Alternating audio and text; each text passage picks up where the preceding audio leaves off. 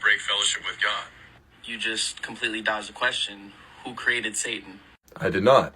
I said God created the angels, and Satan was an angel. Who created man?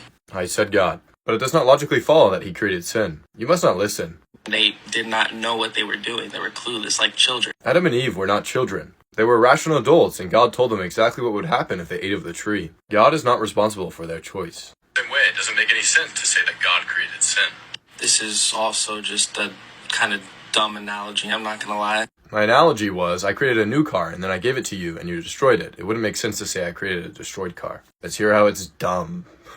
It'd be more like if you gave that car to a child, knowing that they would break the car, and you rigged the car to break and explode when they hit the gas pedal. That's on you.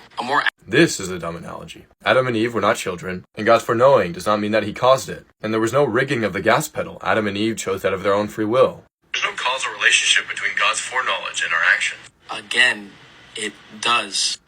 The argument that God cannot intervene with free will is... What are you talking about? That statement is completely irrelevant to whether God's foreknowledge affects free will. Free will and an omnipotent, loving God cannot coexist. And if Just repeating something does not make it more true. Can you give an argument? Or actually respond to mine?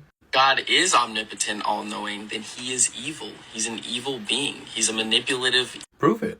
So long as it is possible that God has a morally sufficient reason, then your argument fails. I set a child up in a room with matches and gasoline, and I know beforehand the decisions that they will make, and I set them up in that room. I am evil. Your God is evil.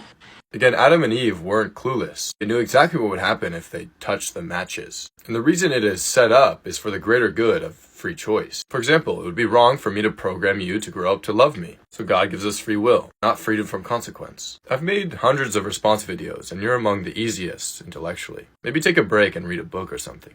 God bless.